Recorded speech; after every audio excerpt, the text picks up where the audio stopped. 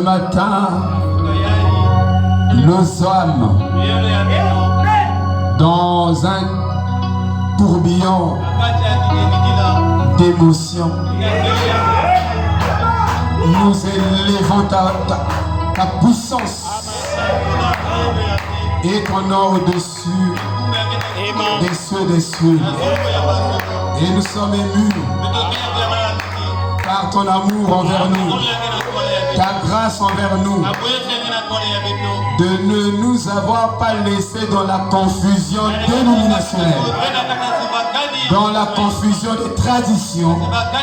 Tu nous as envoyé ton prophète William Arobranham afin de jeter la lumière blanche sur notre sentier, afin que nous atteignions le sommet de la montagne. Et ce matin, Seigneur, nous sommes dans la joie parce que nous croyons que la voix qui a parlé en ce temps du soir, c'est la voix du Père, c'est la voix de Jéhovah, c'est la voix de Melchisedec. Et cette voix nous l'évite sur la montagne de Sion. C'est là-bas que, Seigneur, tu nous habilles avec les vêtements blancs, les vêtements arc-en-ciel, les vêtements de la parole. Nous te bénissons, Seigneur, pour la grande compréhension du salut que tu as jeté dans nos cœurs, dans nos esprits en ce temps du soir. Aucun âge n'a bien saisi dans toute sa perfection le plan du salut. Mais à nous, tu nous as fait grâce de voir le salut depuis l'éternité, dans le temps et dans l'éternité et dans les éternités de l'éternité. C'est pourquoi ce matin, nos cœurs sont dans la joie de te rendre des grandes actions de grâce, de communier avec toi, toi le divin rocher, toi le divin roi, toi la source de notre vie, toi la fontaine intercessable de la vie. Coule en chacun de nous ce matin, purifie-nous de tout péché, lave-nous des iniquités, rends-nous plus blancs que la neige. Seigneur, nous ne voulons pas sortir dans une position inférieure par rapport à la position que nous sommes venus dans ta présence, mais plutôt nous voulons y sortir dans cette présence avec une position supérieure. Parce que Paul a dit, vous pouvez entrer dans la présence de Dieu et sortir malade quand vous êtes incrédule. Mais Seigneur, nous ne voulons pas être incrédules. Nous voulons croire ce que l'Esprit dira à l'Église pour sortir d'ici avec une position supérieure. Laisse que la gloire et la louange te reviennent. Bénis les requêtes dans les corps. Accorde au-delà même des requêtes. Et accorde des miracles et des prodiges pendant que nous sommes dans ta présence. Et que la gloire te revienne. Souviens-toi de ton peuple à travers le monde. Souviens-toi des effets impacts. Souviens-toi de ton peuple. Souviens-toi de tes enfants qui sont malades. Merci Seigneur pour la guérison que tu ne cesses de nous accorder de nos corps malades. Et ton prophète a dit, si le Saint-Esprit n'est pas là, le corps là va développer des choses bizarres. Les gloires soient rendues à toi qui ne nous a pas laissés orphelins. Tu as dit, je ne vous laisse pas orphelins. Je vous enverrai le Saint-Esprit et il sera avec vous jusqu'à la consommation du monde. C'est pourquoi nous croyons avec le Saint-Esprit, le corps peut essayer de développer quelque chose. Le Saint-Esprit le fera taire. C'est pourquoi, oh Dieu, nous croyons que tu nous as guéris parce que le Saint-Esprit est au milieu de nous. Et il prend contrôle de nos corps et de nos âmes. Que la gloire soit à toi dans le nom parfait et puissant de Jésus-Christ. Que nous dédions ce culte. Amen. Que le Seigneur vous bénisse.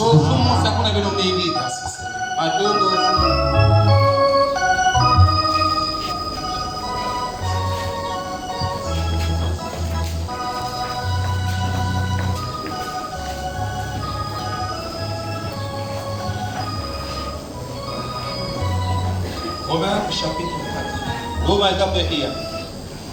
Nous ne quittons pas notre écriture. Alléluia. Parce que c'est la base.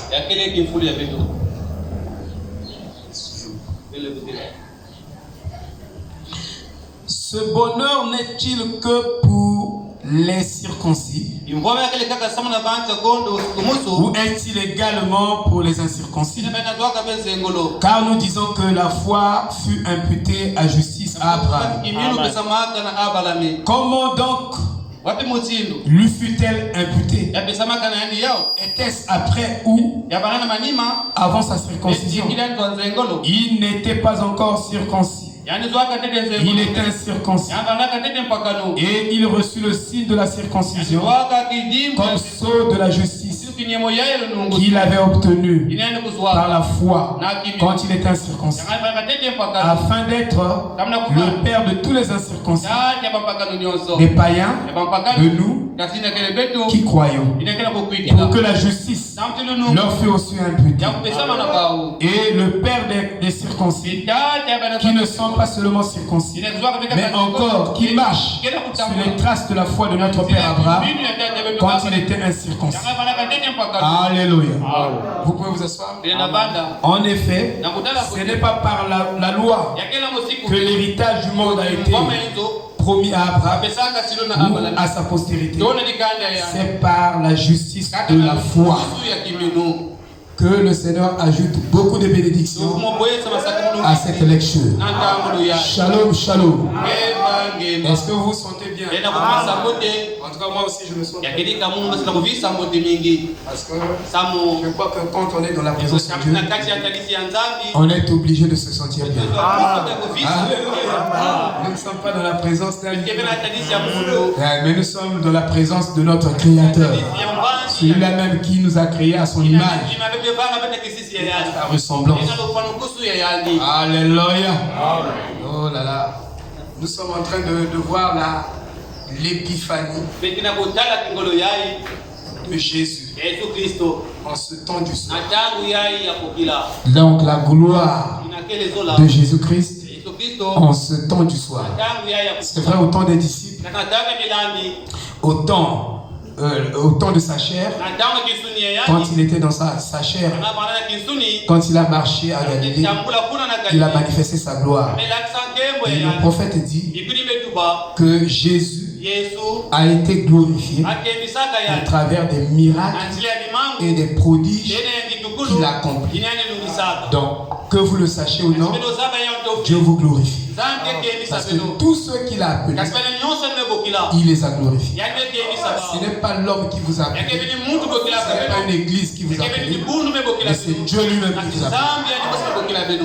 Qui peut dire Amen? Amen. Donc ce n'est pas Blaise, ce n'est pas Jardin, mais c'est Jésus-Christ. Il est aussi vrai que c'est Christ qui vous a appelé. Il doit vous glorifier parce qu'il est fidèle à sa parole.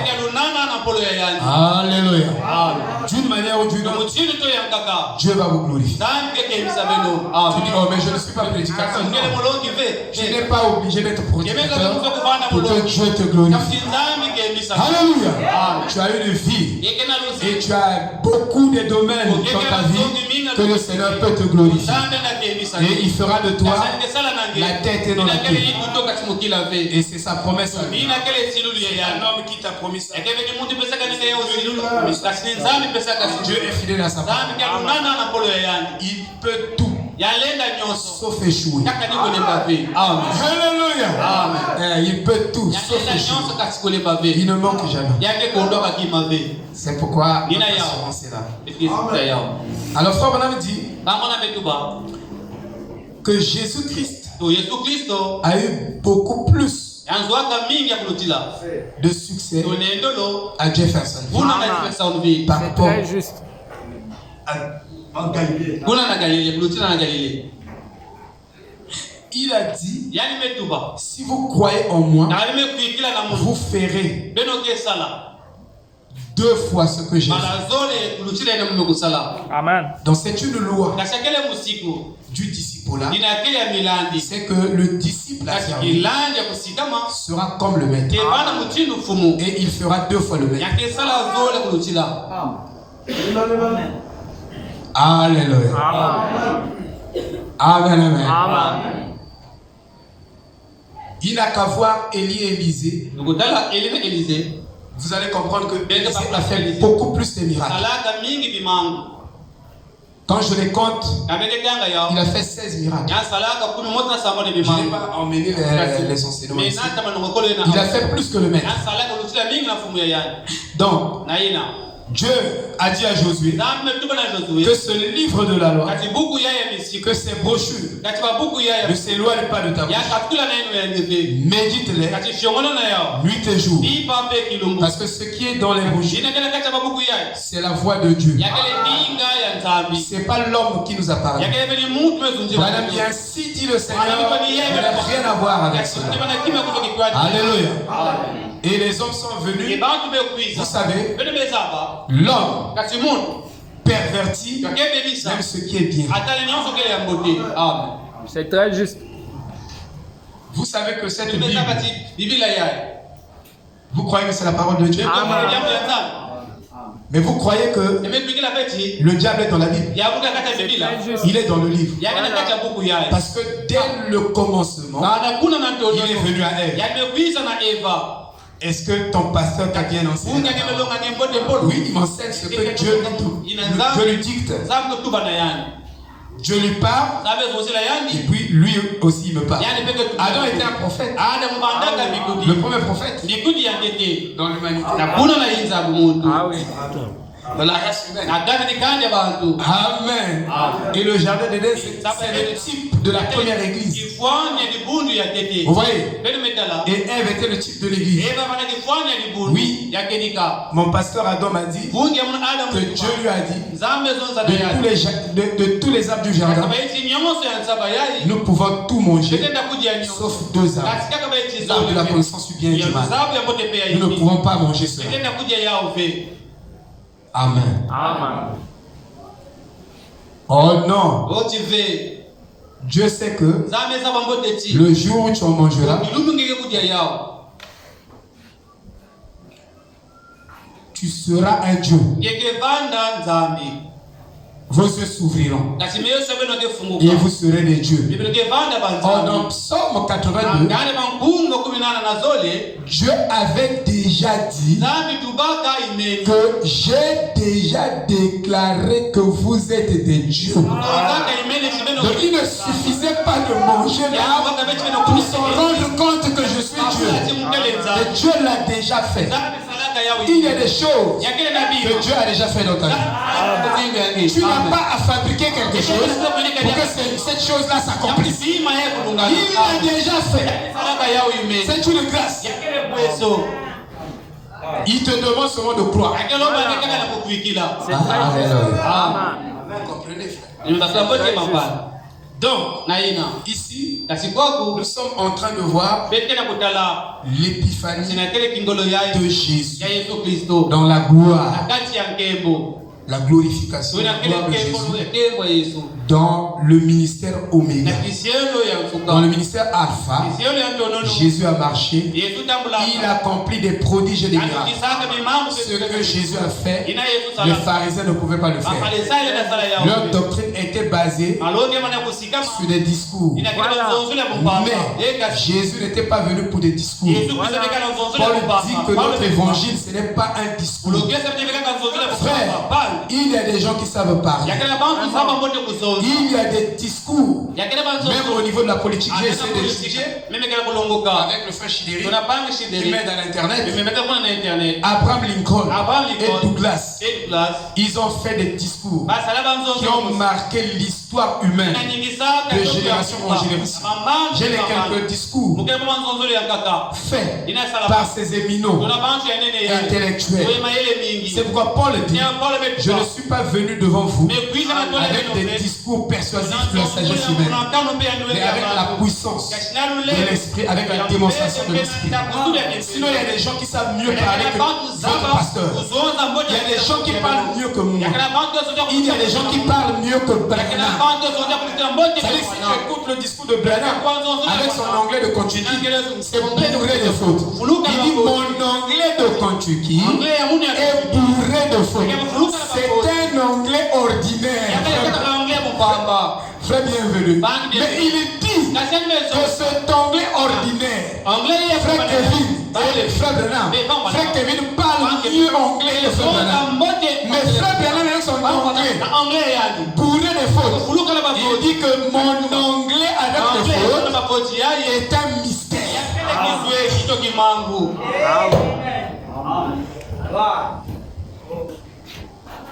Il y a quelqu'un qui ne sait pas placer les articles et bien placer les verbes et les adverbes. Parfois, il scamote le français, mais il vous transmet la vie de Dieu. Amen. Parce que si je dois prêcher, vous me dites, pasteur, prêchons les fautes de français. C'est-à-dire, si vous prenez le sermon, vous allez découvrir beaucoup de fautes. Amen. C'est poussé par l'esprit que les hommes ont parlé de la part de Dieu. Vous voyez, employer un langage spirituel pour les choses spirituelles. Vous savez que pour les choses spirituelles, on peut placer le à la place de là, mais ça donne la vie. Donc, nous, ce n'est pas... Bon, moi je suis venu avec le bic rouge. Donc du début à la fin, je vais censurer le je vais censurer les vrais mime. Si tu cherchais deux, tu en trouveras même 100. Mais ce n'est pas ça qui compte. Alléluia. Donc quand un prédicateur suivez ce nom, il dit, prenez-moi pour ce que je veux dire. Hein? Mais ne prêtez pas attention à la faute. Donc si je dis le à la place de là, en tout cas comprenez ça. Donc frère Branham est venu avec un niveau de CM2 comme Jean, comme Pierre. Ils étaient des illettrés, mais ils ont écrit cette Bible. Et ce qu'ils ont dit, les théologiens qui ont des doctorats, quand ils lisent ces pensées, ils se cassent la tête. C'est pourquoi je vous ai dit, cette Bible est une grande folie. En réalité, personne ne peut comprendre la Bible sans un prophète. Parce que c'est Dieu qui a ordonné cela depuis Deutéronome 18. Il a dit, sans un prophète, le peuple est aveugle. Et sans un prophète, le peuple ne peut pas comprendre la pensée de Dieu. C'est terrible. Quitte à aller discuter avec Dieu là-bas, vous allez perdre votre temps. Amen.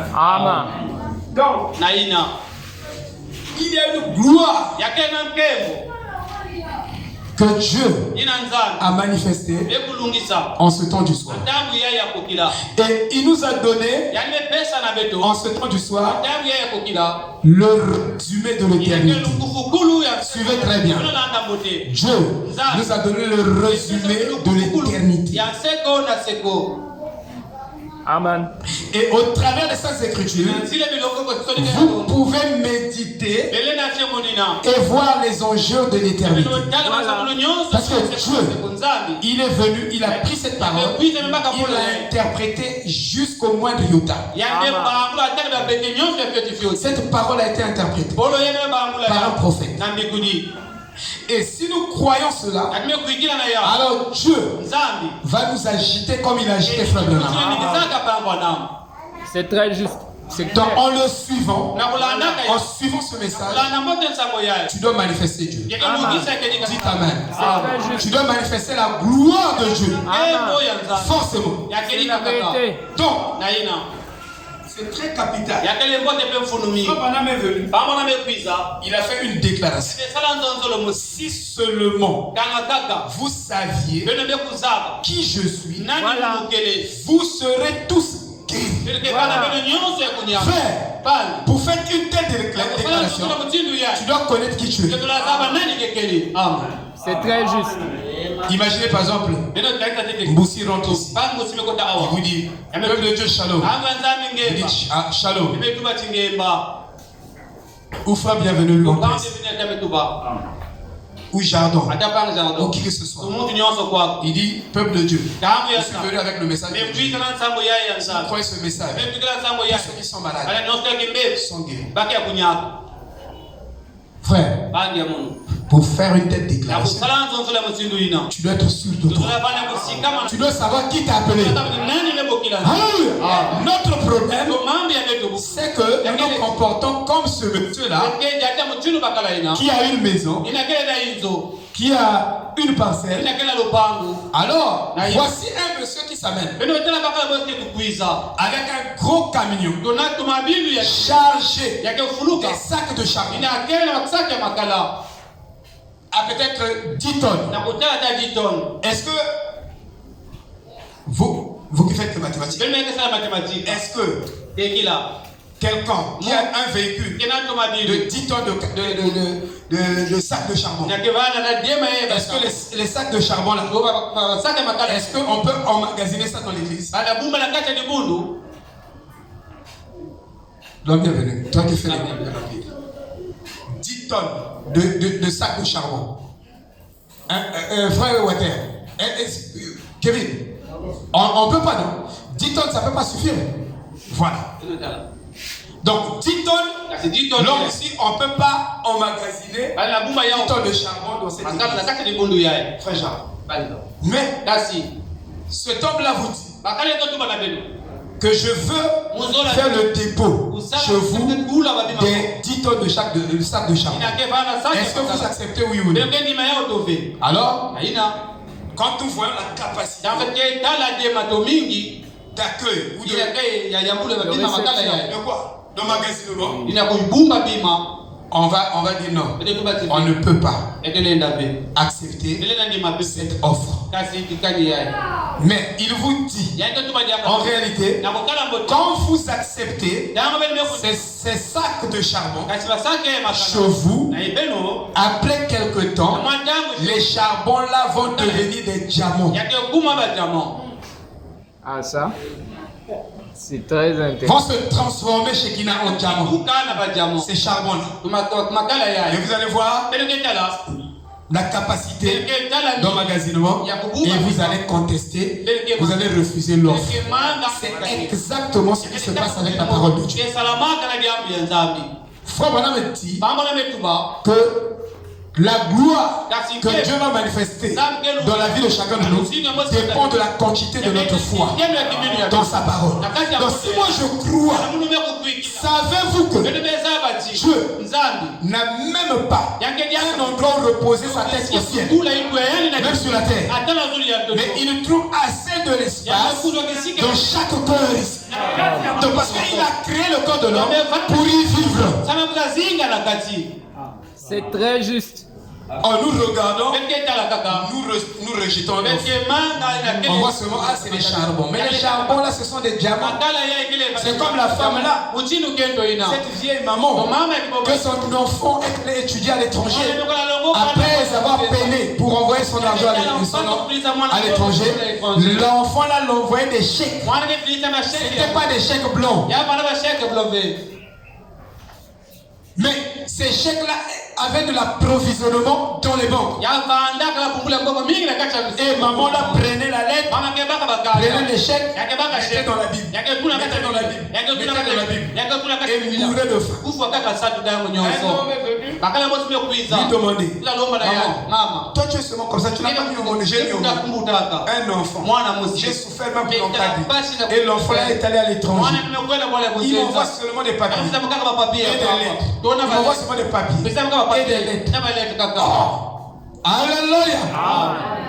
Il dit, montre-moi d'abord les papiers et les lettres. Alléluia. Il a vu les lettres, c'était des chèques. Premier chèque, chèque de 10 millions. Deuxième chèque, il dit, maman, tu es la plus riche de ton village. Mais comment? Mais tu dors avec l'argent et tu souffres. Frère, cette Bible est une grande richesse. C'est pas la parole de Jardin, c'est pas la parole de Blaise.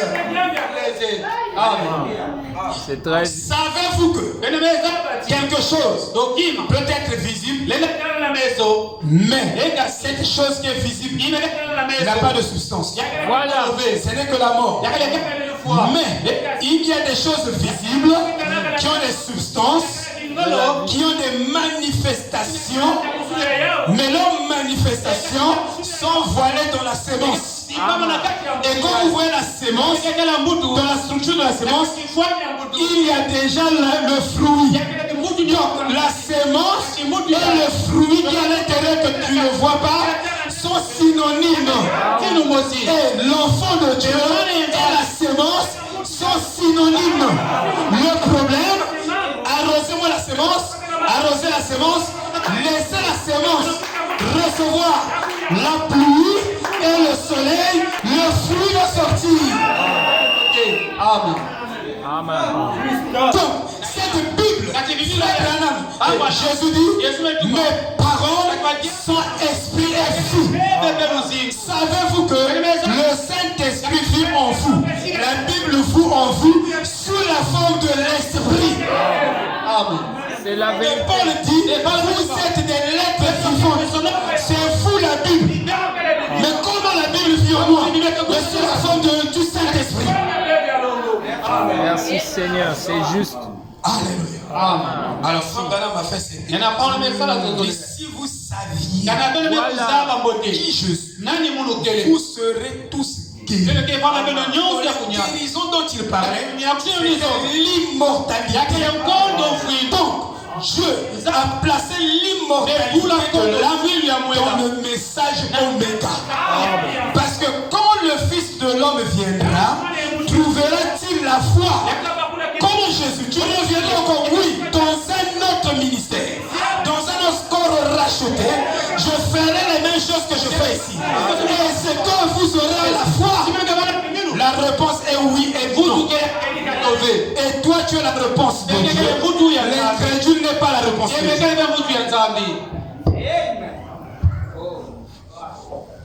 Je vous disais, beaucoup de gens ne croient pas le message. Voilà. Sur 1 million qui prétendent croire le message, il n'y a qu'un seul élu. Allez-y réfléchir. Et je vous dis la vérité. Dieu n'est jamais dans les fous. Parce que si Dieu était dans les fous, ça veut dire que c'est Noé qui devait s'engloutir dans le déluge. Et ceux-là qui étaient contre ce que Noé prêchait, c'est eux qui devaient se sauver. Dieu est dans la minorité. Et la sémence de Dieu et la sémence du serpent, la sémence de Dieu est petite en nombre. Les enfants de la délaissée sont plus nombreux que les enfants de la femme légitime. Pour avoir un chrétien légitime, c'est pas du gâteau. C'est très juste. Merci. Alléluia. C'est ça. Et Frère Branham disait, si vous saviez que et personne n'a relevé ce défi. Cette génération n'est pas curieuse. Mais la génération de Jean-Baptiste, parce que si vous manquez le prophète, vous manquerez Jésus. Et tous ceux-là qui avaient manqué Jean-Baptiste, ils ont, parce que c'est Jean-Baptiste, il doit pointer le message. Donc c'est ce message qui nous pointe Christ. Frère Branham me dit, ce n'est pas le messager qui le fera, parce que le messager c'est un homme, il pourra mourir, mais son message pointera Christ. Oui. Donc, manquer Jean-Baptiste, c'est manquer le Messie, parce que c'est Jean-Baptiste qui doit nous identifier le Messie. C'est Jean-Baptiste, quand Jésus est passé, il a dit, voici l'agneau de Dieu. Aucun sacrificateur n'a fait de la pointer devant le peuple. Personne. Mais ils étaient quand même curieux. Es-tu Élie? Es-tu Élisée? Personne dans notre génération est venu poser la question à Frère Branham, qui tu es? Mais sauf Tommy Osborne. Tommy Osborne a posé la question à Frère Branham. Dis-moi qui tu es. Et dans les réseaux funèbres de Frère Branham, Tommy Osborne a témoigné. Nous avons vu de nouveau. Depuis des années, nous avons vu de nouveau Christ dans un corps, un petit corps d'un contrecuien. Jean-Baptiste était un petit contumace. Amen. Il dit, apportez-moi 21 ou 24 plutôt, ou 25 cas, les pires de vos cas, et je vous garantis la guérison de vous tous. Ça c'est frère Branham qui dit, donnez l'oignon. Apportez-moi 24 ou 25 de vos cas, pas les moindres. C'est trop faible. Alléluia. Apportez-moi les pires cas. Qui va me citer même deux pires cas ici? Parce que je vais donner quelques exemples. Pardon? Le sida. Voilà. Quoi encore? Le cancer. Quoi encore? Cirrhose du foie. Cirrhose de foie. Bravo. Ah oui. Quand le foie est atteint, frère, c'est compliqué. Cirrhose de foie. Donc c'est un cancer. On a même du cancer à la gorge. Mais frère Branham disait, apportez-moi 24 ou 25 de vos pires cas. Je vous garantis la guérison de vous tous. Alléluia. Amen. Mais qui faisait des déclarations? Qui peut faire ça?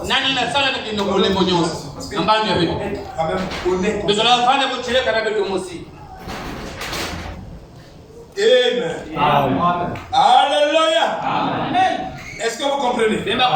Il est rentré dans un collège. Il y avait des sourds-muets. Pendant qu'il venait vers Frère Branham, ils sont arrivés, quelques mecs, à côté de Frère Branham, 50 sourds-muets, tous guéris. Ils parlaient, ils écoutaient. En 50 minutes. Amen. Amen.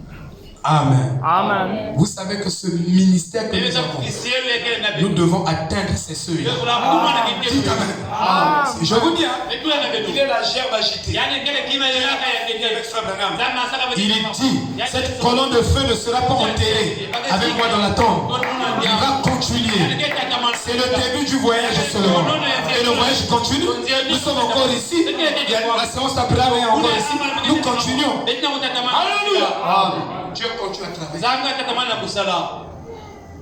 Est-ce que vous le croyez? Amen. Alors frère, vous êtes dit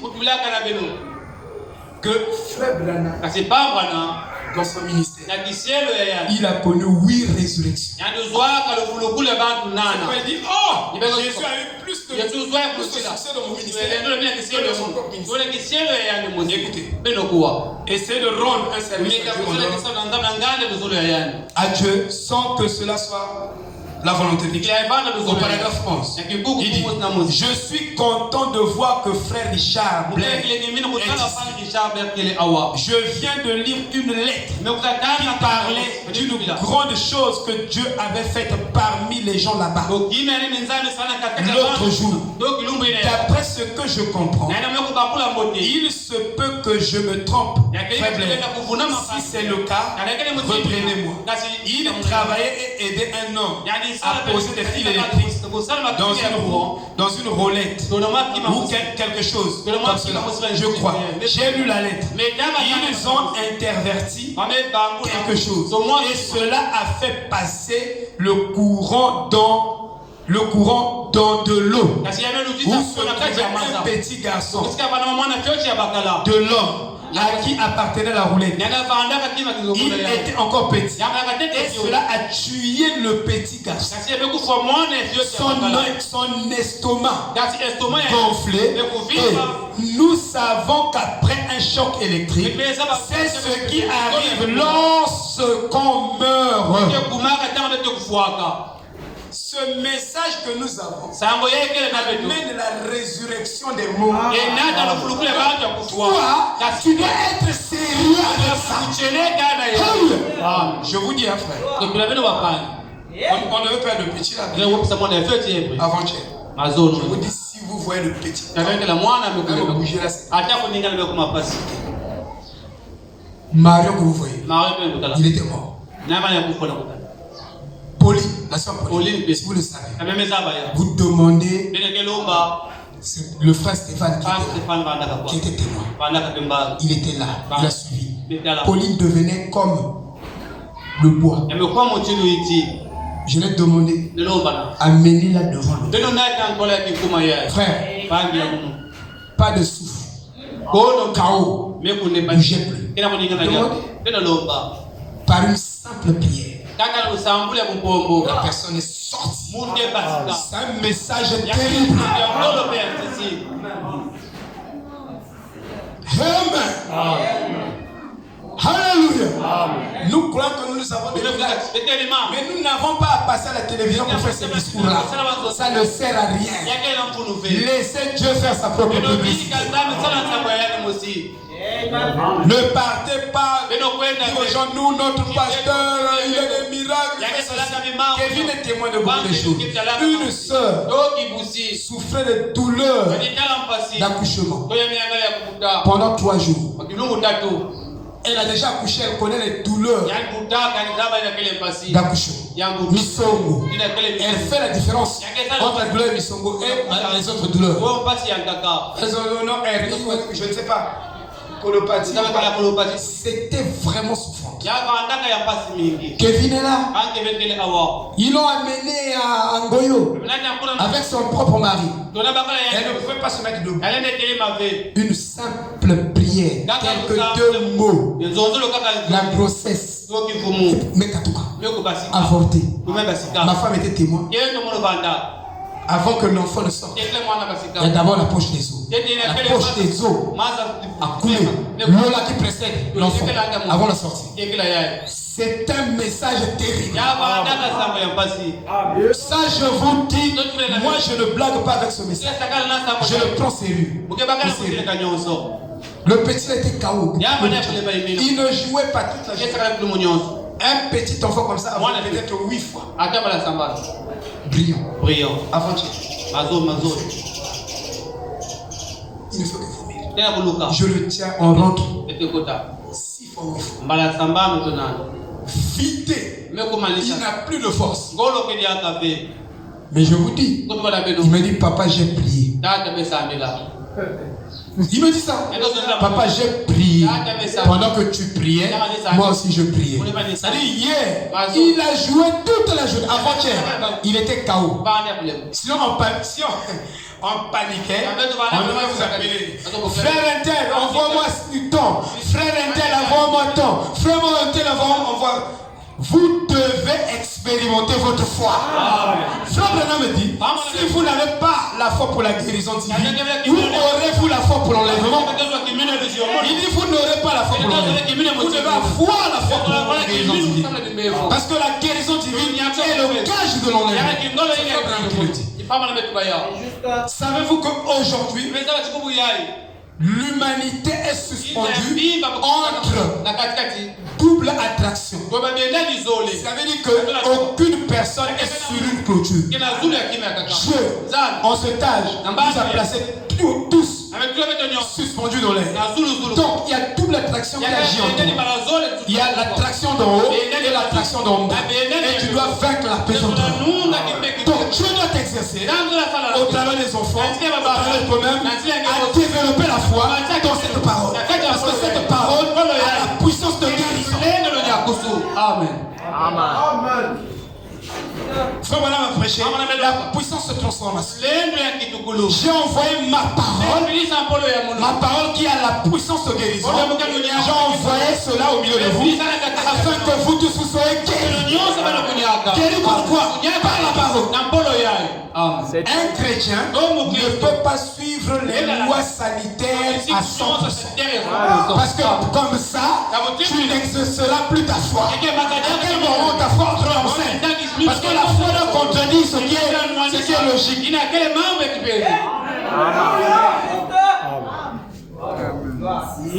Toi, tu as la foi s'il s'agit de le travail. Et si la guérison, tu l'as fait. Ta foi, tu dois l'exercer en toutes choses. Parce que quand la lumière de l'âge brille, le sang fait expiation. Alors le salut est dans toutes les facettes de l'âme. C'est très juste. Vous voyez? Donc Dieu ne nous refuse pas quelque chose. Frère Branham dit le premier hôpital de Dieu, c'est Marc 16. La sœur qui était en train d'accoucher, elle m'appelait papa. Puis pour moi, je suis fatigué. J'ai pris mon doigt, j'ai mis sur le numéro de téléphone, comme frère Branham l'a fait. Soyez les disciples. Les frères disciples, moi j'imite le maître de l'âge. J'ai mis mon doigt sur le numéro de téléphone. J'ai dit, cher Saint-Esprit, je t'en prie comme le prophète Branham l'a fait. Là j'étais à genoux, 20 minutes à genoux. J'ai dit, va vers ma soeur, alors accomplis le miracle. Pas de césarienne. Voilà. C'est juste. Frère Okadi, ça menaçait.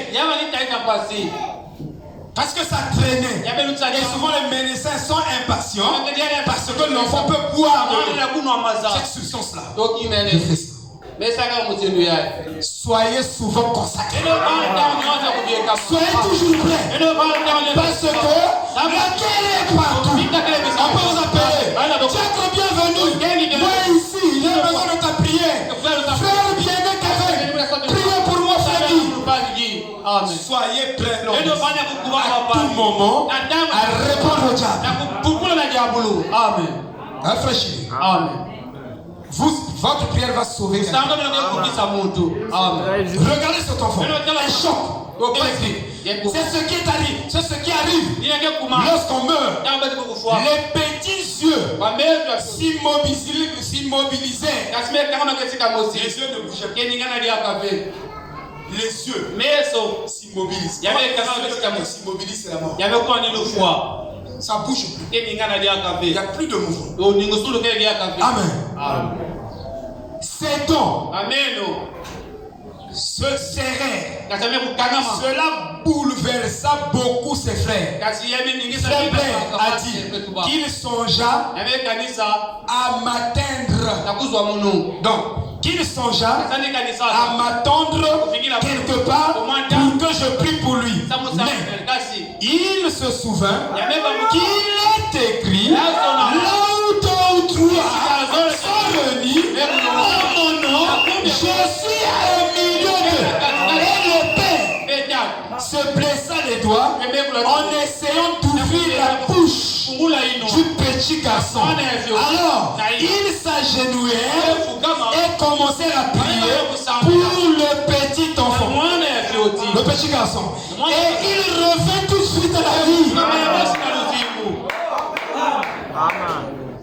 Je vous dis ce qui nous manque, c'est la foi. C'est la vérité. Amen. Sans la foi, nul n'est agréable à Dieu.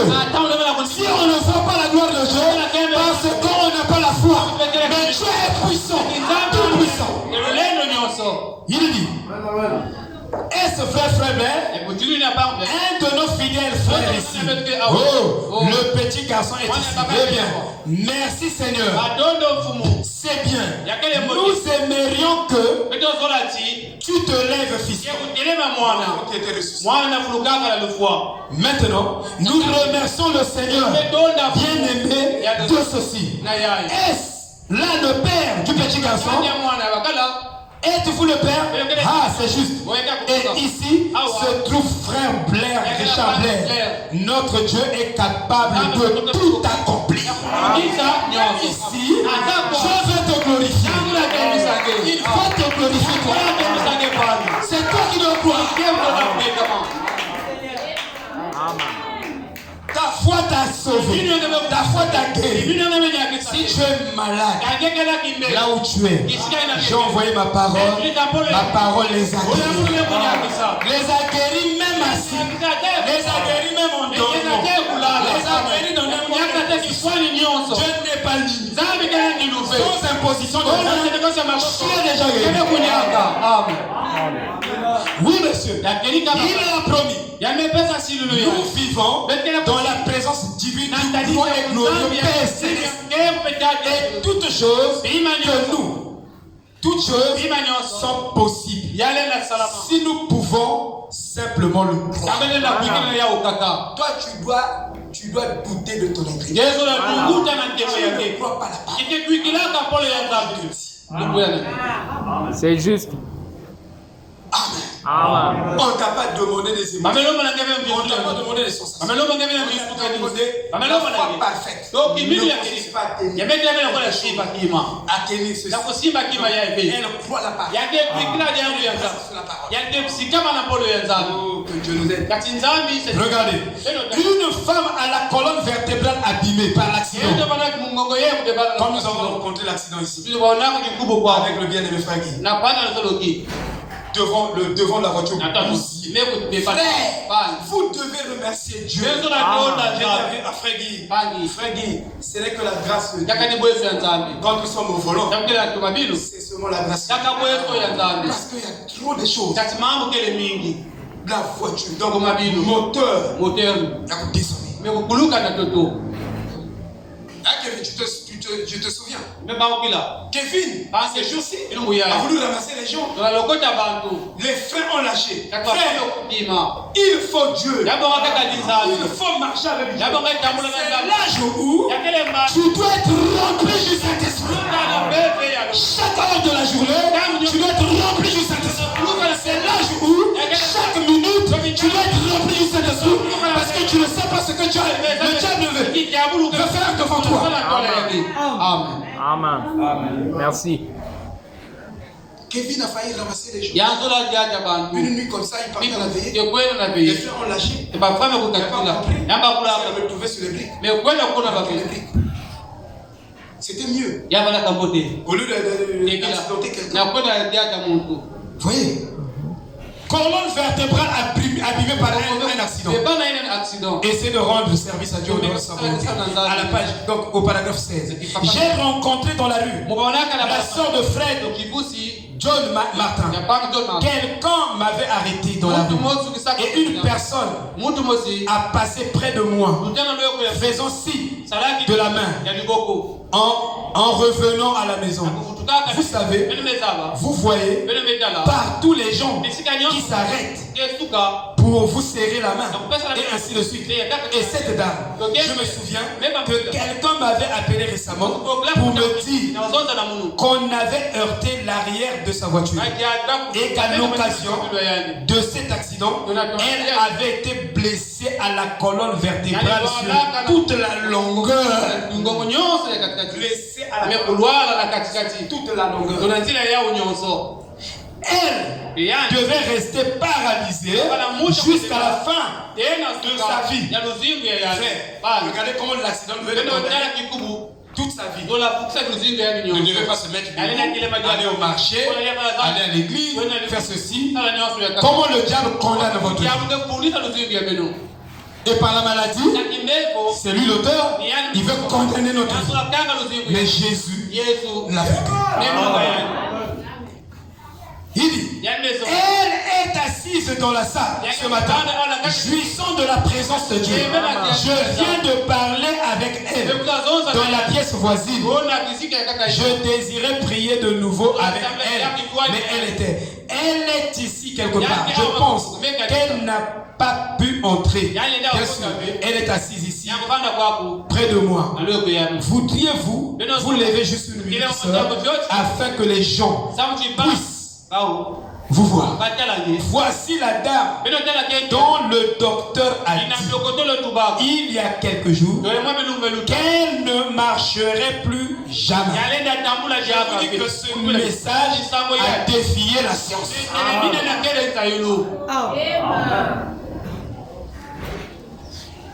Alléluia. J'appelle ça le coup de tonnerre sur le scientifique. Et il y a une vision de Frère Branham. On a vu Frère Branham marcher sur un grand cheval blanc avec l'épée. Pendant qu'il marchait, il y avait des scientifiques qui prenaient des éléments qui mettaient dans les éprouvettes. Savez-vous que la science essaie de fabriquer l'homme une vie?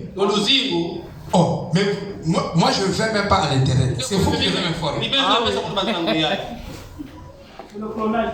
Voilà le clonage. Par le clonage et le génie génétique. La science essaie. Frère Branham avait vu ça depuis 1958 et depuis 1962, il a vu les scientifiques. Alors, pendant qu'ils étaient en train de faire le clonage, il y a un tonnerre qui est venu là où il faisait des mélanges chimiques.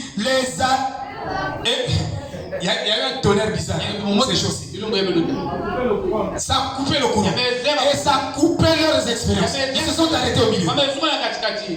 Et aujourd'hui, frère Chidéric est là. Et frère, mon fils. Mon fils aujourd'hui.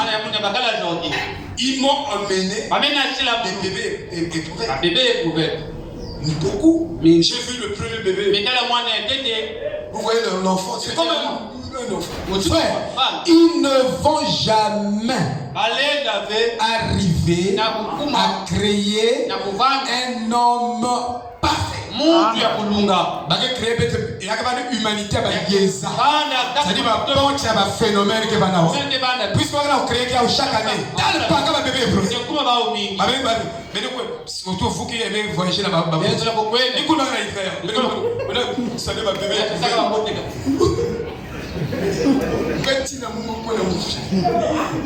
vous ici. Amen. Mais si le voyage venait, tu vas. Mais tu vas rencontrer le bébé. Et là aussi. La science en fait beaucoup. Ils veulent peupler la terre. Tu vois, ils utilisent même la... Oh, Dieu a dit peupler. Donc, s'ils vont peupler la terre, chaque centimètre de la terre, il faut qu'il y ait un bébé. Oh! Mais donc dans la forêt là, vous avez... Ça, c'est les théories de la polygamie. Et c'est la théorie des Mormons. Cette théorie-là que je vous avais expliquée. Vous voyez? Alors, frère madame dit, nous possédons toutes choses. Tu possèdes toutes choses. La vie, communiquer à un homme. Nous devons avoir suffisamment de raisonnement. Il y a trop de raisonnement. Oui, moi pour faire ça, mais je dois avoir papa, Bible mathématique. Quand on la foi. Alléluia.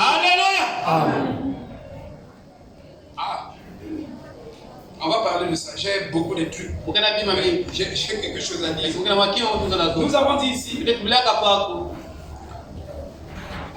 le dimanche passé, que nous allons commencer à étudier les livres dans la Bible.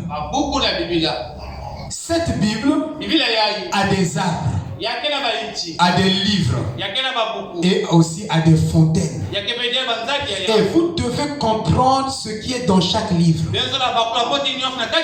Parce que cette Bible est un contrat de l'homme avec Dieu. Et personne ne peut changer cela. Tu sais que la loi des Médos et de Perse, on peut changer. Esther l'a changé par son jeûne. Il y a des choses que tu ne peux pas changer par ton jeûne, par ta consécration, par tes revendications. Parce que c'est établi comme ça. Quand Dieu l'a fait, il a fait. Vous ne pouvez pas abroger la loi que Dieu a déjà donnée. Mais dans nos tribunaux, il y a des lois qui sont abrogées. Vous verrez qu'on peut modifier la Constitution. Vous verrez qu'on peut modifier ceci. Mais Dieu, sa loi reste éternelle. Parce qu'il a dit tout passera, les cieux et la terre passeront, mais ma parole ne passera jamais. Alléluia. Tel que Dieu l'a écrit, vous devez la prendre comme. Alléluia. C'est pas modifié. Donc, nous avons à peu près 16 livres. Mais dans notre étude, nous allons étudier, Dieu voulant, 8. à peu près la moitié des livres qui sont dans la Bible. Tout juste pour vous donner le fondement. Et ça vous permettrait de faire vous-même des études bibliques avec vos familles. Donc soyez attentifs. Donc je disais qu'il y a des arbres et des fontaines. Et regardez par exemple les fontaines. Je vais faire une petite introduction sur les fontaines. Savez-vous que cette Bible parle des fontaines? Je peux dire amen. Oh. Vous êtes des lecteurs de la Bible. Vous devez connaître ces choses. Amen. Amen. Vous devez lire la Bible, frère. Branham a lu la Bible à votre place. Hein? Quand les gens disent Branham a prié à ma place. Il faut laisser les théories. Hein? Ça, c'est l'envoûtement. Jésus a prié pour nous. Mais il nous a demandé aussi de prier. Il nous a montré comment prier. Ne prenez pas des saletés et jetez au milieu des enfants de Dieu. Frère Branham a déjà prié pour nous. Mais Jésus avait aussi prié pour nous. Et quand il a prié pour nous, il a dit ne priez plus. Il nous a enseigné la prière.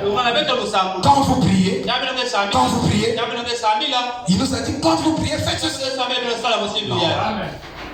Il faut laisser les saletés. Que cela n'arrive pas à la porte ici. Évangélisation il y a 5 ans. Moi je vous dis que c'est démoniaque. Faites une déclaration comme ça. Que posséder des démons.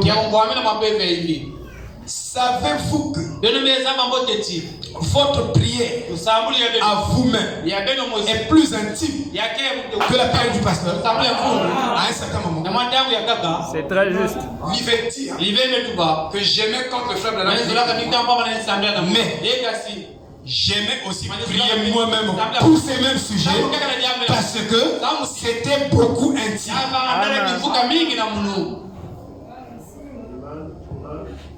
Vous voyez? Le pasteur a prié. Il a prié. Toi aussi tu dois développer ta foi. Bon, le frère là, Blair, s'il n'avait pas la foi, on ne sait pas ce qui devrait arriver. Tu n'auras pas le pasteur à portée de main. Tu dois développer ça. Amen. Amen. Amen. Moi, je ne vous emmène pas chez moi. Je ne suis pas un devin ou un sibel. Moi,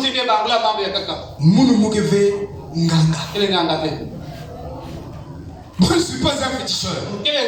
Je suis un pasteur. J'ai la foi, mais je dois t'enseigner aussi la foi. Tu es mon fils.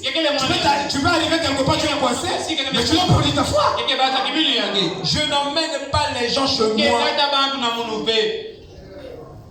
Je t'emmène vers Jésus-Christ. Parce que là où tu seras coincé, Jésus sera. Et moi, je ne serai pas petit. Alléluia. Pasteur Abet au quiz.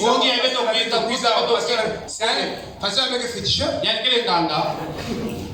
Parce que ma Bible me dit, voici les miracles qui accompagneront les croyants. Mais la Bible ne me dit pas, pasteur Aké. Moi aussi je suis croyant.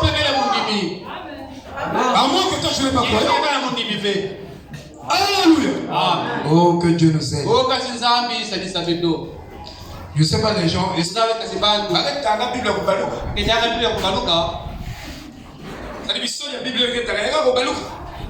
donc tu as compris ça, il y a Pinina. Frère, non, explique-moi. Comment les gens lisent la Bible? Non, mais c'est pas bon. La gloire de Dieu, tu ne peux pas usurper ça. On usurpe la gloire de Dieu pour donner ça. La gloire, il sera foutue à Jésus.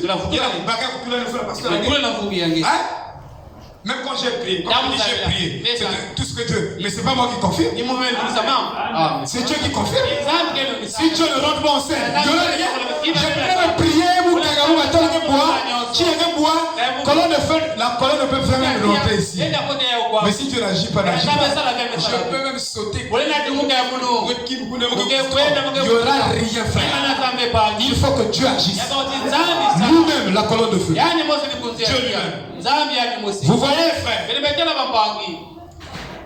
Je parle des fontaines. Dans cette Bible, vous devez savoir qu'il y a des fontaines. Vous devez savoir comment les placer. Parce que si vous prenez la Bible, vous placez ça mal. Alors les gens auront une mauvaise compréhension. Et s'ils ont une mauvaise compréhension de la parole, ils ne vont pas atteindre l'élément de la divinité. Or, regardez, nous avons les fontaines. Et nous devons nous attarder à parler de ces fontaines. Il y a l'effusion du sang de l'agneau. C'est une fontaine de sang. Vous voyez, c'est une fontaine de sang. Et qui nous a été donné pour l'expiation et les impuretés. Mais en type, comme vous voyez dans Zacharie 13. La Bible dit dans Zacharie 13, vous lirez à la maison, Dieu a ouvert dans la maison de David une fontaine de sang pour le péché et l'impureté. Pour les habitants de Jérusalem. Donc dans la maison de David, si Dieu ouvre dans votre maison, dans cette église, Dieu a ouvert Zacharie 13. Où quelqu'un vient avec le péché, il repart saint. Il vient avec les impuretés, il repart sanctifié. C'est ce que Dieu fait dans sa maison, dans la maison de David. Et tous les habitants de Pointe-Noire du monde peuvent venir boire dans cette fontaine.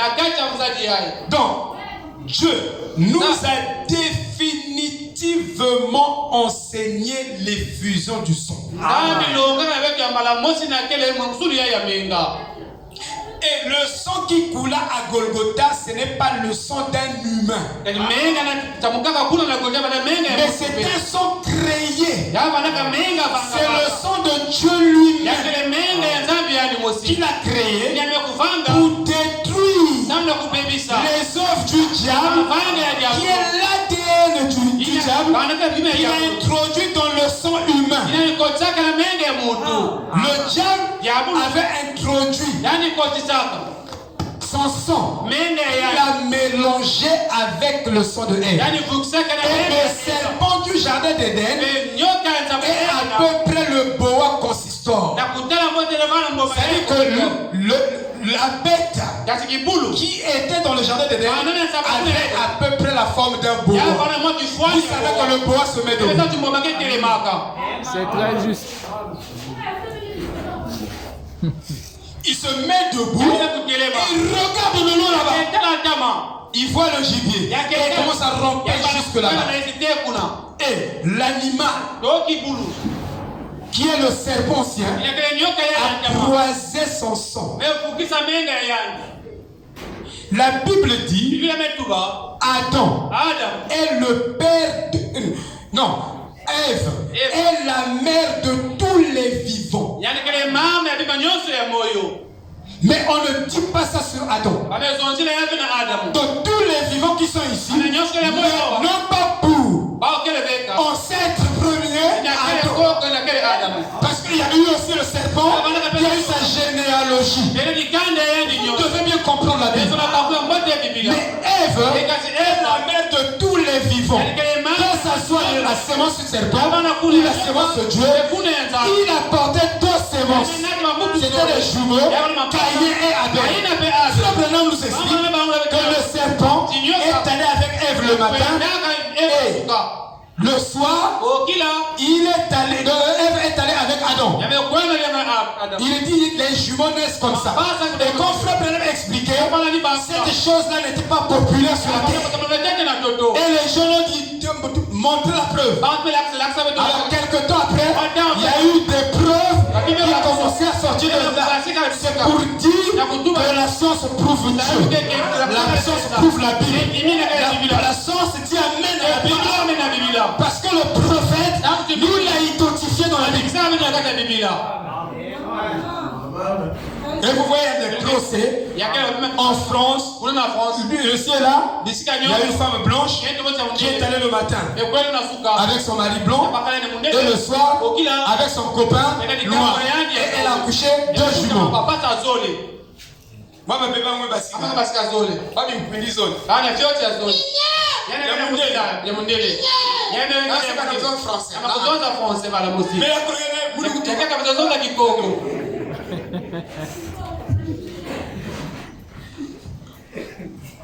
alors, on appelait l'homme blanc.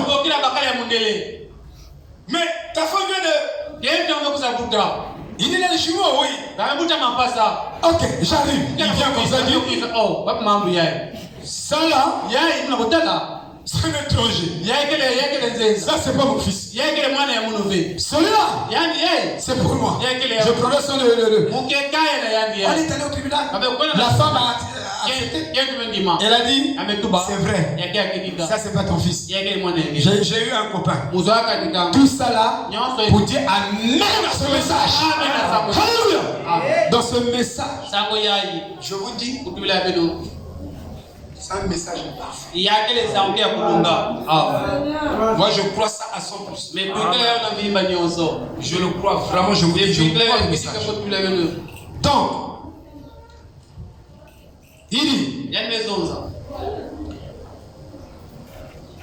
une fontaine particulière, ouverte.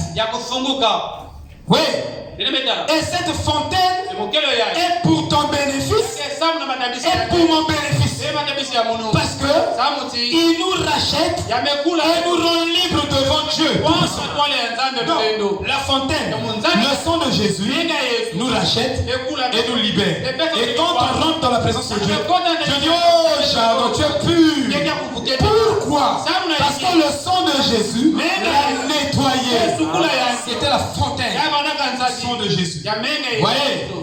Et comme vous voyez, à l'époque de Moïse, le sang n'était pas appliqué sur le propitiatoire. Dites amen. Mais c'était sur les linteaux, sur les montants de porte, les linteaux de porte qui formaient la croix. Alléluia. Savez-vous que tout homme doit se brosser en croix? Autrement dit, j'ai dit à ma femme, est-ce que tu te brosses en croix? En réalité, on doit se brosser en croix. On se brosse comme ça et comme ça. La parole de Dieu nous montre des petites choses très significatives. Et je vais vous expliquer pourquoi je le dis. Et Frère Branham dit que quand vous êtes au volant, votre volant est la croix. C'est une croix. Tiens le volant, tu avances avec la voiture. Donc les linteaux de bas, les linteaux représentaient, ici nous avons vertical, horizontal, ce croisement, ça forme la croix. Comme la femme qui n'avait qu'un peu de la veuve, un peu de farine, un peu d'huile, avec 2 bois seulement. Et avec ces 2 bois, il pouvait fabriquer le pain pour sauver sa vie et la vie de son fils. Bref, pour dire, et il dit, ce sang, cette fontaine nous rend libre. À l'époque de Moïse, c'était, donc le sang était appliqué, pas sur le propitiatoire, mais c'est à l'époque de Moïse. Et plutôt, quand ils sont sortis d'Égypte, quand Dieu leur a dit de faire, de construire l'arche, et de mettre le temple, et le propitiatoire, c'est en ce moment-là qu'on appliquait le sang sur.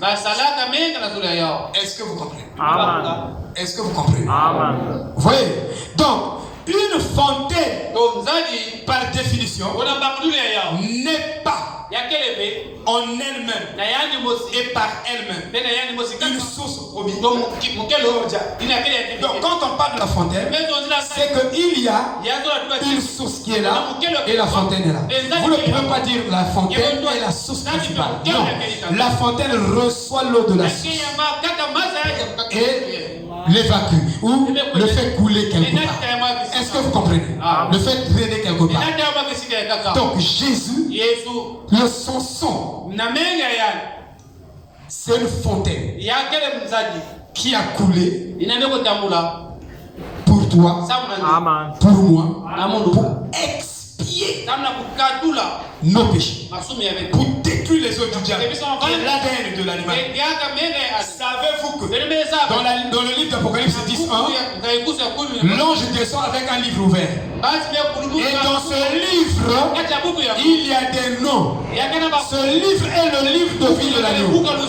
C'est le livre de la rédemption. Et dans ce livre sont écrits les noms de tous les élus qui seront remplis du Saint-Esprit. Ils vont participer à la première résurrection. C'est le livre d'Apocalypse. Dans ce livre aussi, il n'y a pas le nom, un nom de la sémence du serpent. Amen. Tous les noms qui sont là-bas sont des noms prédestinés. Sont les noms des élus. Quand vous lisez dans Apocalypse chapitre 10, le livre ouvert là, de la rédemption. C'est le livre de ceux-là qui vont participer à la première résurrection. Vous devez connaître vos livres. Il y a beaucoup de livres ici. Nous pouvons lire. À la maison, vous allez étudier Ésaïe 35:7. On vous parle des livres. Ésaïe 35:7. On vous parle des livres dans la Bible. Voyez. Alors, une fontaine, c'est comme un réservoir de l'eau. Et les conditions qui s'y sont associées. Ou les conditions qui s'y rattachent. Ou un facteur étranger qui est nécessaire là, nécessairement là. Il y a donc une fontaine illimitée. Je dis bien une fontaine illimitée. Amen. Vous voyez, une fontaine. Frère Branham dit, Seigneur, toi la fontaine des eaux vives, coule en nous. Donc Dieu s'est limité dans la rédemption. Il a pris un corps. Et déjà, dans ce corps, il était limité. Quand Jésus est venu, vous dites, Jésus c'est Dieu le Père lui-même. Jésus, dans son ministère, il n'a pas créé quelqu'un. Étudiez bien. Mais Moïse pouvait prendre une partie de la création. Il pouvait créer au travers. C'est pourquoi le Fils de Dieu était limité uniquement pour la rédemption. Donc, le grand attribut que Jésus est venu manifester dans le corps de son Fils, Jésus, donc j'ai deux Jésus. Qu'est-ce que la colonne de feu? C'est Jésus dans Jésus. Dit Frère Branham. Donc il y a le Jésus qui est le Père, il y a le Jésus qui est le Fils. Vous voyez? C'est juste. Donc, dans cette dispensation, Dieu était limité. Il était une fontaine. Amen. Or, une fontaine, donc, est comme un réservoir. Et il y a des conditions rattachées à son écoulement. Vous voyez? Car une fontaine est un écoulement d'eau qui s'élève des profondeurs de la terre. Parce que la fontaine, pour faire ça, doit avoir une puissance qui détruit l'attraction de la terre. Ce message est vraiment scientifique. Je peux vous le prouver. Et ce message nous explique même comment l'eau est fabriquée. L'eau potable. Au travers des solides. C'est une théorie scientifique que nous empruntons. Alléluia. Expliquez la Bible.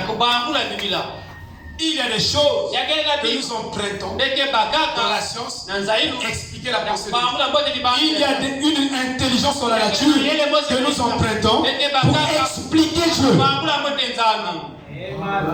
Sinon, l'homme n'aura pas vraiment la compréhension de ce que nous sommes en train de dire. Il dit, c'est une fontaine est un écoulement d'eau qui s'élève des profondeurs de la terre par une force supérieure à la gravité et par certaines enveloppes régulatrices ou contraignantes, la faire remonter à la surface plutôt que de se dissiper sur le sol. Amen. Alors, si Dieu s'est appelé une fontaine de vie et que nous appliquons à Dieu ce que nous voyons dans la nature et que nous avons le droit de le faire parce que l'apôtre Paul a appliqué Dieu dans la nature. William Aaron Branham a appliqué Dieu dans la nature. Et nous aussi, nous pouvons expliquer Dieu en prenant la nature. Parce que la nature est l'université de Dieu différemment. Et Dieu sous la forme naturelle. Amen. Avec ses conditions limitées. Oh là là, il y a beaucoup d'écritures. Donc Paul, dans Romains 1, il appliquait Dieu dans la nature. William Branham de partout. Il appliquait Dieu. Une fontaine. Vous voyez, maintenant, cela à l'esprit, nous devons faire attention. Alors qu'une fontaine est de l'eau qui monte dessous la terre et qui fait surface sur la terre. Ainsi, nous voyons Dieu, le Créateur, et le mainteneur des cieux et de la terre. Et tout ce qui s'y trouve, lui-même, montant à travers la terre pour donner l'eau de la vie à nos vies. Savez-vous que dans la nature, quand on parle de Zoé, on ne parle pas seulement des humains. On ne parle pas seulement de Dieu. Même les rochers ont le Zoé. Même la pierre a la vie. Savez-vous que la science a démontré qu'une pierre bouge. La pierre la bouge. Même la maison la bouge. Oui, oui. Qui sait un caca? Kevin parlait avec M. Coco. Comme qui sait un caca. Mais même le fer bouge, Kevin. Même la pierre bouge. J'ai les mathématiques du flux que la pierre décrit. J'ai ça que la science a découvert.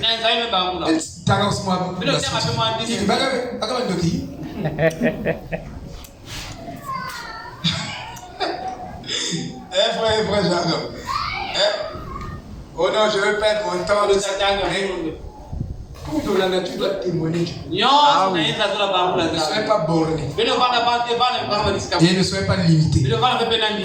Dieu, on peut l'expliquer dans la science. Toi, tu ne peux pas convertir un scientifique. Parce que tu ne vas pas parler le même langage. Paul le dit, avec les scientifiques, j'ai parlé comme un scientifique pour connaître les scientifiques. Mais ici, on n'aime pas la science. On ne vous dit pas d'idolâtrer la science. Mais il y a une science exacte. Savez-vous que dans cette Bible, il n'y a pas l'histoire. Mais quand la Bible parle de l'histoire, c'est authentique. C'est un langage. La Bible n'est pas un livre historique.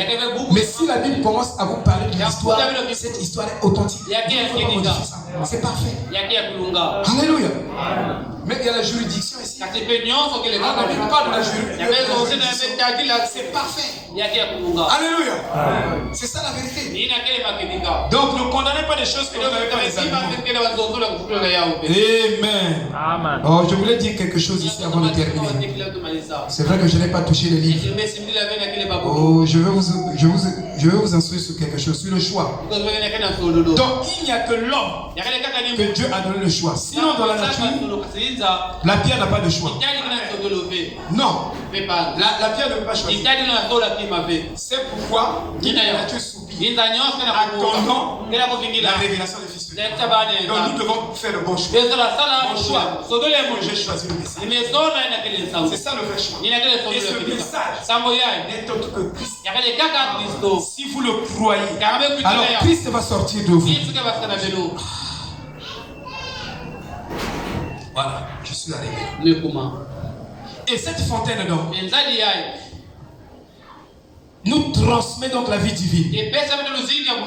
La vie océanique vaste se trouve dans la fontaine, mais elle est limitée à certains chemins limités, à un certain emplacement exact, et par son propre pouvoir et son autorité, elle arrive à une certaine position de disponibilité.